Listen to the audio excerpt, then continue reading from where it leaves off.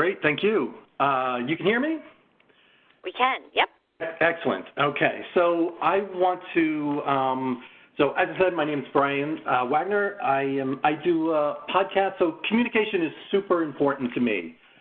To convey a message, speaking to interviewees, and kind of getting their story across.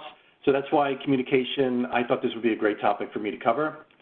There's a couple, I don't have a slide for this, and I apologize. There's a couple terms that I just kind of want to cover that you're going to see throughout the presentation, just so, because I know everybody's probably on different levels, just so everybody kind of knows, is familiar with them, because we'll talk about them during the presentation. So a stakeholder is anybody involved in the project. They could be anybody that's related or that you think is related. A sender is the sender of communications. He or she encodes the message. The encode is the translating of thoughts into a message, taking an idea and putting it into a message. The message is what is sent to a receiver. The medium is a way a message is transmitted. It could be through voice, writing, emails, etc. The receiver is the one who takes the content, the message, and decodes it. And then decode is taking the message and translating it into a useful and idea that is relatable to what the sender was sending out. So I think those are the kind of the key terms that I'm going to be using. I just wanted to make sure everybody was on the same page with that. So to begin with, so communications is the exchange of information intended or involuntary. The message can be relayed verbal, nonverbal, written in many ways. So we could be communicating if we know it or not. So that's why this is such a, they say it's a simple concept, communications, but it is something that we need to kind of work on. It's simple, but it's important. And the great thing is that every day we get the opportunity to keep practicing it. Like me doing this right now, I'm practicing communications and trying to convey this presentation to you guys in a meaningful way. So project managers spend 90% of their time communicating.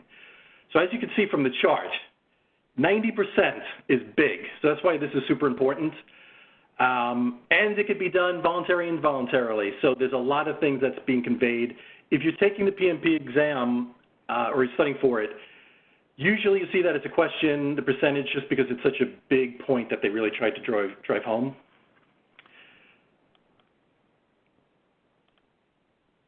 Okay, there are two big parts to communication management. One is the strategy, and then the other is the action.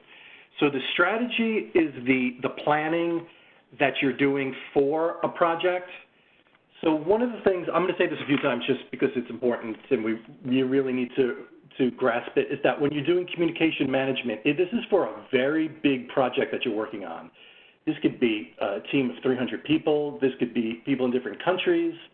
So it's super important to kind of really grasp that this is for a huge project and different time zones and all that, where if you have a small team of 4 or 5 people, maybe your communications management is very small and it's very simple to put together.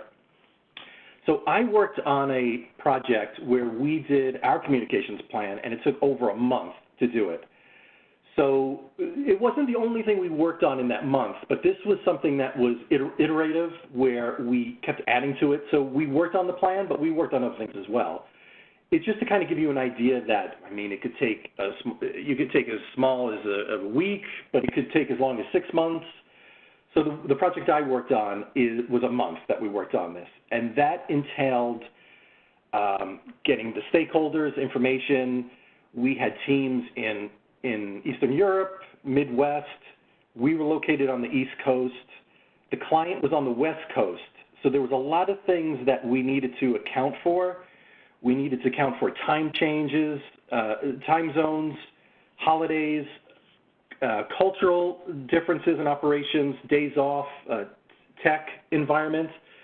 So when you're doing a strategy, all these things have to be thought of and implemented when you're coming up with this. Stakeholder registry, which is excellent, which I will get to later, some of the details that should be put into that. are really super important to know who you're working with and the things that they need.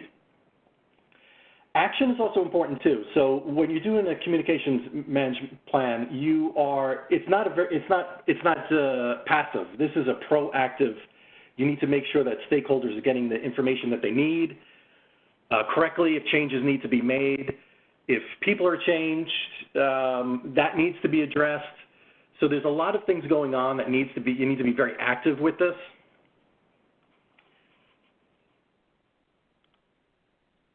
So these are the three processes for communication management.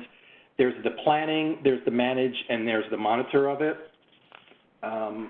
These are, the planning is based on information that each stakeholder group needs for the assets of it. So this would be the month project that we worked on, coming up with this plan and making updates to it. So it was everything that we need to provide. Everything was accounted for, any issues that could come up.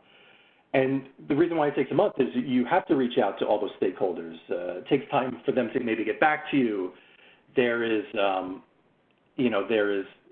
to find out who is a stakeholder. You have to ask a stakeholder if somebody else is necessary to be on this. So all those things need to be worked out, and that's what would take so long. The managing is the act of making sure that the information is sent timely, it's distributed, it's created, all that action part of it, and that is all based on the plan that you came up with and created. So there shouldn't be any surprises, and even if there are surprises, you should plan for it, which is super important. And then the monitoring of it is ensuring that the information is going and it's consistently the needs are met for stakeholders. If changes need to be made, that's the place where it'll be made because you'll see it through the monitoring. And you will when you do make updates, you should make updates to your communications plan.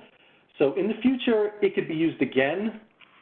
And that's a great part of it too, is that when you are making this plan, you can go back to historical documents that you made before within the company and use similar ones. So the one that I said that took a month, we used a lot of older assets from the company, which kind of helped and probably cut down the time. It probably could have been close to maybe 2 months if we didn't have those documents already. That really kind of gave us a head start. Something to, what do we got? So one thing there's always got to remember too is the 5 C's. Does everybody know what the 5 C's are? Just grab my notes. The 5 C's are something that you can always kind of fall back on and rely. It's the clear, consistent, credible, confident, and concise. So these 5 C's are really great. Fallback. I've seen. Hi there. I hope you enjoyed that last clip. My name is Michael Malutis, and if you'd like to watch the full 60 minutes of that last webcast, while also gaining complete unlimited access to our entire library of IT learning, simply visit our subscribe page at greatpro.org/subscribe. Unlimited annual access is $199 per year, but if you use the coupon code LEARN2EARN, you can drop that membership fee to just $149. That's less than $13 per month for unlimited access to over 1,000 hours of on-demand career development, covering the entire spectrum of IT management best practices, including business analysis and requirements, software development, quality and testing, risk management, process improvement, project management, and even digital transformation. But your membership doesn't just give you unlimited access to our vast learning library. You also get free access to our mobile app, as well as direct access to our network of over 300 of the world's leading IT consultants, all of whom are dedicated to putting practical knowledge at your fingertips so that you can learn more and earn more. I hope you will join me in becoming a member of the Great IT Professional and advancing your career with us. And if you're on YouTube, don't forget to hit that subscribe button above so that you get notified whenever we publish new free webcasts each week of the year. Thank you for your time and best wishes for your continued success.